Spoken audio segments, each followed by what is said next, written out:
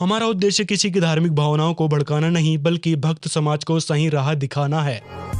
दोस्तों नमस्कार। पिछले कुछ महीनों में एक बाबा ट्रेंड में चल रहे हैं, बागेश्वर बाबा।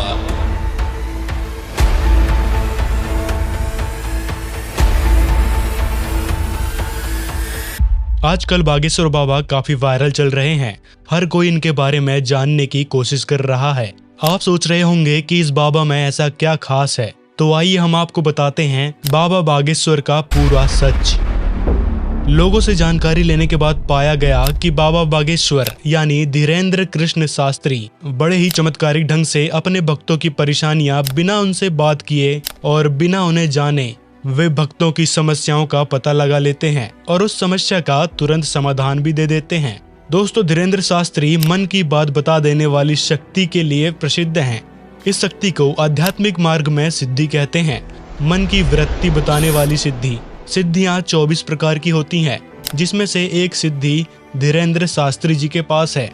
चलो मान लिया उन्होंने आपके मन की बात बता दी, आपकी समस्याओं को गिनवा दिया, लेकिन उनके द्वारा जो समाधान बताए जाते हैं वो तो सामान्य गुरु, संत, कथावाचक पहले से ही बताते आ रहे हैं कि इस मंत्र का जाप इतने बार कर लो, उस व्यक्ति की फोटो मेरे पास ले आओ, तुमको वो सताना बंद कर देगा। 9 मंगलवार बालाजी को सिंदूर चढ़ाओ, मन में बालाजी बालाजी जप करो, प्याज लहसुन मत खाना, खाते हो तो बंद कर दो। बजरंगी रे बजरंगी, हु हा हु हा हु हा हु हा।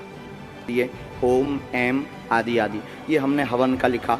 कुल देवी का हवन कराएं, फिलोरा की। शत्रु शांत होंगे, देवी अनुष्ठान करवा दें, कृपा होगी, आशीर्वाद है।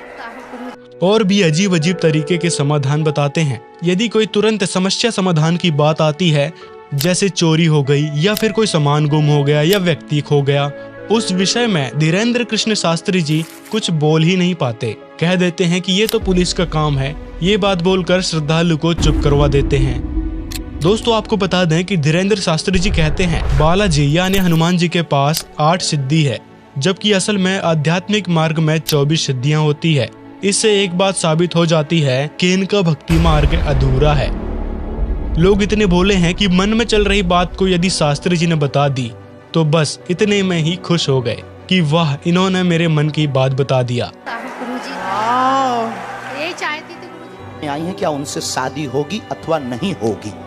सच में यही था मेरी। कभी कभी तो समाधान भी लोगों ने ही सोच रखा होता है, वो भी धीरेन्द्र शास्त्री जी उन्हीं को बता देते हैं कि आपका समाधान है। तो ये सुनकर श्रद्धालु और भी खुश हो जाते हैं कि देखो, ये बात तो मैंने मेरे मन में सोच रखी ही थी और इन्होंने भी बता दी, तो अब तो समाधान जरूर होगा। दोस्तों, आपको यहाँ समझने की जरूरत है कि इनके पास सिद्धि है मन की बात जान लेने की, लेकिन धीरेन्द्र शास्त्री जी के दिए मंत्र व इनके द्वारा बताए समाधान से आज तक किसी को भी लाभ नहीं होगा, क्योंकि ये मंत्र किसी भी हिंदू धर्म के सदग्रंथों में वर्णित ही नहीं है। अधिकतर समाधान में ये लिख के दे देते हैं पर्ची में, ओम श्री नमः का जाप करो, शिव जी का अभिषेक करो, हनुमान जी की भक्ति शुरू करो, राम राम बोलो, सन्यासी बाबा की जय बोलो और ओम नमः शिवाय मंत्र के जाप करने को कहते हैं, जो कि कोई मंत्र ही नहीं है। जी हाँ, ओम नमः शिवाय कोई मंत्र नहीं है। और भी जो मंत्र ये बताते हैं वो तो मंत्र है ही नहीं। ओम नमः शिवाय को लेकर शिव पुराण भी स्पष्ट करती है। इस पर हमने एक स्पेसिफिक वीडियो बना रखा है, डिस्क्रिप्शन पर दिए लिंक पर जाकर आप देख सकते हैं। तो वापस आते हैं इनकी सिद्धि शक्ति के ऊपर। दोस्तों, कहने का मतलब है कि इनके पास जो सिद्धि है उसके द्वारा ये सिर्फ समस्या जानकर लोगों को वे समस्याएं बता सकते हैं। उन समस्या का समाधान इनके पास नहीं है। ये तो अपने मनमाने तरीके से समाधान बताते हैं। दोस्तों, बोलने वाली की कला बहुत मायने रखती है, जो कि धीरेन्द्र शास्त्री जी के पास है, जिससे लाखों श्रद्धालु प्रभावित होकर उनके हर एक वचन पर विश्वास कर लेते हैं और उनके अंधश्रद्धा और अंधविश्वास के पीछे लग जाते हैं। इसी प्रकार लोगों की भीड़ वहां इकट्ठे होते जा रही है। लोग वीडियोस देखते हैं, वहां की पब्लिक को देखते हैं, इसी पर आसक्त होकर वो उनके पीछे लग जाते हैं। जहाँ अन्य संतों का ज्ञान पाखंड और आंख मूंद कर विश्वास करने में बल देता है, वहीं संत रामपाल जी महाराज का ज्ञान कबीर साहिब की तर्ज पर है। मैं कहता हूँ आखन देखी, यानी प्रमाणित बातों पर खरा उतरता है। जहाँ ऐसे नकली गुरु भाग्य के परिवर्तन को असंभव बताते हैं, वहीं संत रामपाल जी महाराज किस्मत यानी भाग्य को बदल देने वाली सद्भक्ति विधि का जिक्र अपने हर एक सत्संग प्रवचन में करते हैं। इसके बारे में हम आगे बात करेंगे। दोस्तों, सही मायने में देखा जाए तो एक सिद्धि है जो शास्त्री जी को मिली है, वो सिर्फ इनके पिछले जन्म की कमाई है। अभी के समय इनके पास सद्भक्ति नहीं है, ना ही इनके पास पूर्ण मोक्ष और पूर्ण परमेश्वर की जानकारी है। ये तो केवल बाबा हनुमान और बाबा सन्यासी को ही सबसे बड़ा मानते हैं। इनको शास्त्रों की कोई समझ ही नहीं है। इन्होंने कभी भी अपने प्रवचनों में किसी भी हिंदू धर्म के पवित्र सदग्रंथ श्रीमद् भागवत गीता और वेदों को खोलकर नहीं दिखाया है, ना ही इनका कोई जिक्र करते हैं, जबकि परमेश्वर की जानकारी पवित्र वेदों में लिखी है। जहाँ एक और धीरेन्द्र शास्त्री जी का ज्ञान कोई आधार या प्रमाणित नहीं है, वहीं संत रामपाल जी महाराज सभी तरीके से वैज्ञानिक, तर्कपूर्ण एवं शास्त्रों में वर्णित पद्धति के आधार पर ही ज्ञान बताते हैं। इस पर भी हम आगे बात करेंगे। दोस्तों, बागेश्वर धाम में एक बालाजी का मंदिर है। वहाँ के पुजारी पहले धीरेन्द्र शास्त्री जी के दादा गुरु थे, जो सन्यासी बाबा के नाम से प्रचलित थे। धीरेन्द्र शास्त्री, जिन्हें बागेश्वर सरकार भी कहते हैं, वो शिव जी और बालाजी यानी हनुमान जी के पुजारी हैं। उनकी ही भक्ति बताते हैं, मंगलवार व्रत करने और हनुमान जी के मंदिर जाने की सलाह देते हैं। गुरु दीक्षा में भी शिव जी और हनुमान जी के ही मंत्र देते हैं। लेकिन भक्ति मार्ग में आगे बढ़ने के लिए भक्ति मर्यादा बहुत जरूरी होती है, जो कि धीरेन्द्र शास्त्री जी के द्वारा कुछ ही नियम बताए जाते हैं, जैसे लहसुन प्याज नहीं खाना, मांस मदिरा सेवन नहीं करना। सिर्फ ये ही नियम है, बाकी कुछ भी कुकृत्य करो, भक्ति के नाम पर सिर्फ भजन सुनना, इनके प्रवचन सुनना और कुछ नहीं। मन में राम नाम जप करो और नियम इतने ही हैं। फिर धाम की पेशी लगातार ना कर पाओ तो महीने में एक बार, 2 महीने में एक बार। जबकि दोस्तों, वेदों में भक्ति की अलग विधि बताई गई है। सामवेद उतारचिक अध्याय 3 खंड 5 श्लोक 8 के अनुसार पूर्ण तत्वदर्शी संत 3 बार में नाम उपदेश संपन्न कराता है।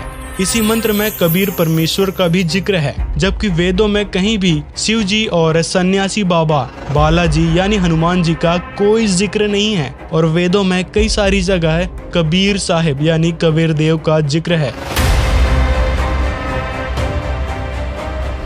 अब दोस्तों, संत रामपाल जी महाराज जी का नाम सुनते ही लोगों के मन में आता है कि ये महाराज जी तो देवी देवताओं के विरोधी हैं, ब्रह्मा विष्णु महेश और देवी देवताओं की पूजा छुड़वाते हैं। लेकिन दोस्तों, ऐसा नहीं है। महाराज जी इन सभी देवी देवताओं की भक्ति छुड़वाते नहीं हैं, बल्कि उनके गुप्त मंत्र का जाप करने को कहते हैं, जिससे ये सभी देवी देवता हमको तुरंत प्रभावी रूप से लाभ देना शुरू करते हैं। जिससे इनके आगे हवन करना, धूप बत्ती लगाना, घंटी शंख बजाने और इनके आगे नारियल फोड़ने, सिंदूर चढ़ाने की जरूरत नहीं पड़ती।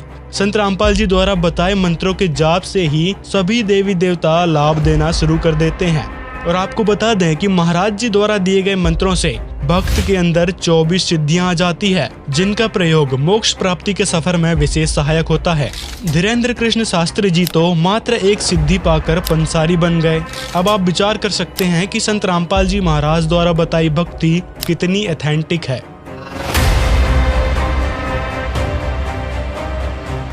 दोस्तों, लोग ये भी कहते हैं कि संत रामपाल जी तो कबीरदास, जो कि एकमात्र कवि हैं, उनकी भक्ति करने को कहते हैं, उनको पूर्ण परमात्मा बताते हैं।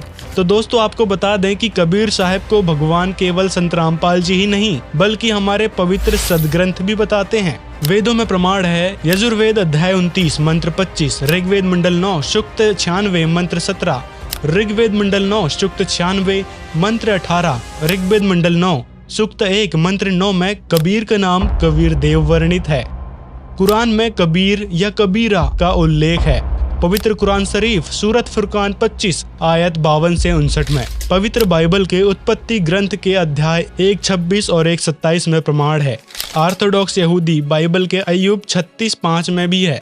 गुरु ग्रंथ साहिब के पृष्ठ 24 राग श्री महला 1 शब्द संख्या 9, गुरु ग्रंथ साहिब पृष्ठ 721 महला 1 तथा गुरु ग्रंथ साहिब राग अस्वारी महला 1 के भाग में भी कबीर साहिब के भगवान होने का जिक्र है। तो देखा आपने, किस प्रकार संत रामपाल जी ने इन सभी सदग्रंथों को समझकर भक्त समाज के सामने परमेश्वर की संपूर्ण जानकारी लाई है। धीरेन्द्र शास्त्री जी की तरह नहीं कि अपनी सिद्धि शक्ति को बालाजी और सन्यासी बाबा का चमत्कार बताकर जनता को गुमराह करना शुरू कर दिया।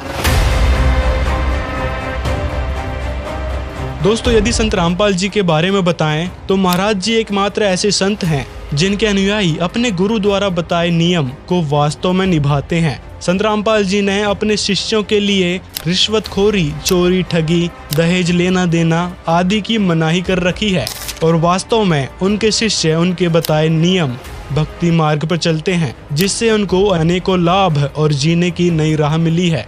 दोस्तों, धीरेन्द्र शास्त्री जी के दरबार में अलग अलग कैटेगरी भी होती है। एक साधारण भक्त और दूसरे वीआईपी भक्त होते हैं। चलो वीआईपी में सोफा पे बैठिए। हाँ, साड़ी पहने। आओ बहन जी जल्दी। तुम बहुत देर से सोच रही कि बड़े आदमियों के कोई नहीं है क्या? विशेष बात यह है कि यहाँ सिर्फ हिंदू ही आते हैं, लेकिन संत रामपाल जी महाराज जी का ज्ञान केवल एक धर्म पर आधारित नहीं है, बल्कि संत रामपाल जी ने सभी धर्मों को एक बताया है। सभी धर्मों के पवित्र शास्त्रों को पढ़कर उसमें लिखी बातों को परमेश्वर की वाणी में मिलाकर फिर जन समाज को दिया है। संत रामपाल जी के शिष्य हर धर्म के लोग हैं, सभी को समान दर्जा दिया जाता है। महाराज जी के आश्रम में कोई वीआईपी नहीं होता, सबको समान दृष्टि से देखा जाता है, कोई भेदभाव नहीं किया जाता है। संत रामपाल जी ने हिंदू, मुस्लिम, सिख, ईसाई को एक छत के नीचे इकट्ठा कर दिया है। यह अपने आप में एक मिसाल है। संत रामपाल जी का कहना है कि जीव हमारी जाति है, मानव धर्म हमारा, हिंदू, मुस्लिम, सिख, ईसाई, धर्म नहीं कोई न्यारा।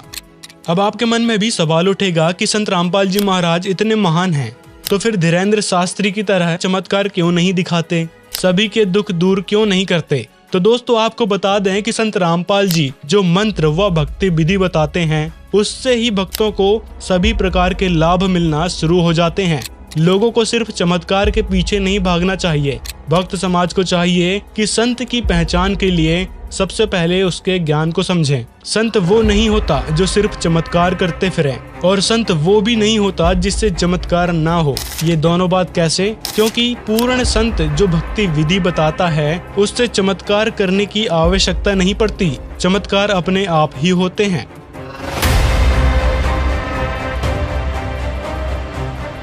दोस्तों, चमत्कार की बात ही चल रही है तो लोगों के मन में एक बड़ा सवाल उठता है कि यदि संत रामपाल जी महाराज इतने महान हैं, सच्चे संत हैं, तो अभी तक जेल में क्या कर रहे हैं? कोई चमत्कार करके बाहर क्यों नहीं आ जाते? दोस्तों, इससे पहले आपको ये समझना होगा कि महाराज जी आखिर जेल क्यों गए। संत रामपाल जी महाराज ने देखा कि अगर समाज को शास्त्रों में लिखे हुए सत्य को नहीं बताया गया तो काल के दूत अर्थात ऐसे नकली गुरु हिंदू मुसलमान को आपस में लड़ाकर या अन्य क्रियाओं से या अन्य पाखंड से समाज को बर्बाद कर देंगे, यानी ये लोगों को भगवान से दूर कर नास्तिक बना देंगे। तब संत रामपाल जी महाराज ने समाज कल्याण के लिए परमेश्वर कबीर जी द्वारा दिए ज्ञान को समाज में फैलाना शुरू किया, जिससे नकली पाखंडी धर्म गुरुओं के पैरों तले जमीन खिसक गई। क्योंकि इस सत्य ज्ञान से सभी मानव एक हो जाएंगे, किसी में किसी प्रकार का मतभेद, लड़ाई झगड़ा नहीं रहेगा, और ऐसा हो जाने से इन नकली गुरुओं की दुकान बंद हो जाएंगी। संत रामपाल जी महाराज जी को पता था कि अगर मैंने इनको छेड़ा, मतलब इनके झूठ को उजागर किया, तो निसंदेह ये लोग राजनेताओं को बहला फुसलाकर मेरे बारे में उल्टा सीधा बताएंगे, और ऐसा ही हुआ। संत रामपाल जी महाराज के बारे में आर्य समाजियों ने व अन्य धर्म गुरुओं ने राजनेताओं को बहला फुसलाया और झूठे केस, मनगढ़ंत कहानियां बनाकर संत रामपाल जी को जेल में डलवा दिया। संत रामपाल जी महाराज मानवता को बचाने के लिए जेल गए हैं। हमें कम से कम उनके द्वारा दिए गए ज्ञान, उनके द्वारा लिखित पुस्तकों को पढ़कर उनके विचारों को पूरी तरह समझना चाहिए कि आखिरकार एक संत के इतने अनुयायी किस प्रकार दहेज मुक्त विवाह कर रहे हैं, कैसे नशा मुक्त हो रहे हैं। उनके आध्यात्मिक ज्ञान में ऐसी कौन सी शक्ति है कि लोगों के जानलेवा रोग ठीक हो रहे हैं। उनके आध्यात्मिक ज्ञान में जरूर ऐसी कोई बात होगी कि वह अपने गुरुदेव के गुणगान करते थक नहीं रहे हैं। संत रामपाल जी के ज्ञान से लोगों को परमात्मा की पहचान हो गई है। अब वे सतमार्ग पर अडिग होकर अपने गुरु पर विश्वास करते हैं। संत रामपाल जी जब चाहे बाहर आ सकते हैं, बस समय का इंतजार कीजिए। समय आने पर सबको मालूम लग जाएगा कि संत रामपाल जी से बढ़कर इस पूरी पृथ्वी पर सभी का हितैषी कोई और नहीं है। यदि बात करें चमत्कार दिखाने की, तो इस पर संत रामपाल जी कहते हैं कि सिद्धियों से सिर्फ प्रसिद्धि मिलती है, ना कर्म के दंड समाप्त हो सकते, ना ही मोक्ष प्राप्त हो सकता। यदि आपने किसी की समस्या का पर्चा बना भी दिया, लेकिन उसकी समस्या का समाधान सही नहीं बताया, तो उसकी समस्या लिखने का क्या अर्थ हुआ? उसकी समस्या तो उसको भी पता है जिसको आपने पर्चे पर लिख दी। लाभ धाम से होगा, समय बहुत लगेगा, समय लगेगा, जल्दी ठीक नहीं होगा। अभी 2.5 वर्ष का समय है, क्योंकि आपकी स्ट्रेस के कारण जो डिप्रेशन बना आपको। 4 साल से परेशान है, दवा काम नहीं कर रही है, शिथिल होता, त्योहारों के समय आपको ज्यादा पीड़ा बनती है। वो तो समस्या लेकर आपके पास आया था, समाधान बताया नहीं, सिर्फ इसी में अपने आप को महान सनातनी मान लिया कि मैंने उसके मन की बात जान ली। ये सिद्धियां सब खिलौने जैसी हैं। बिना सद्भक्ति के ये गुरु भी और इनके शिष्य भी 84 लाख योनि में जाने से नहीं बच सकते। धीरेन्द्र शास्त्री से बड़े सिद्ध गोरखनाथ जी हो चुके हैं, जो पत्थर के पहाड़ को सोने का पहाड़ बना दिया करते थे, मुर्दे तक को जीवित कर देते थे। ये सब सिद्धियों का कमाल है। जब गोरखनाथ जी से कबीर साहिब जी मिले, तब कबीर जी ने गोरखनाथ जी को कहा था, ये मुर्दे कहाँ जीवावता, तू भी मुर्दों माही। क्या मुर्दे जिंदे करते फिर रहा है? आप भी एक दिन मुर्दा हो जाओगे, यानी मृत्यु जरूर होगी। तो ये सब ड्रामे हैं, भक्ति नहीं है। और इस तरीके से हिंदू राष्ट्र नहीं बन पाएगा। हिंदू राष्ट्र यदि भारत को बनाना है, तो संत रामपाल जी महाराज के द्वारा बताई गई भक्ति करो। उनके ज्ञान से पूरे विश्व में आदि सनातन धर्म फैल रहा है और सभी लोग इसको स्वीकार भी कर रहे हैं। दोस्तों, जीवन आपका है और बेशक फैसला भी आपका ही होना चाहिए कि किस तरफ जाएं। एक तरफ मन की बात जान लेने वाली सिद्धि प्राप्त धीरेन्द्र कृष्ण शास्त्री जी, या फिर दूसरी तरफ सदग्रंथों के आधार पर भक्ति बताकर जन्म मृत्यु के जटिल रोग को मिटाकर 84 लाख योनि के चक्र से बचाने वाले और लोगों की किस्मत में लिखे दुख व अकाल मृत्यु तक को बदल देने वाले समाज सुधारक आदि सनातनी संत रामपाल जी की तरफ। इस विषय में अपनी राय कमेंट में जरूर बताएं और इस वीडियो को ज्यादा से ज्यादा लोगों तक शेयर करें, ताकि भगत समाज सही और गलत का निर्णय कर सके और अपने अनमोल मानव जीवन को व्यर्थ होने से बचा सके।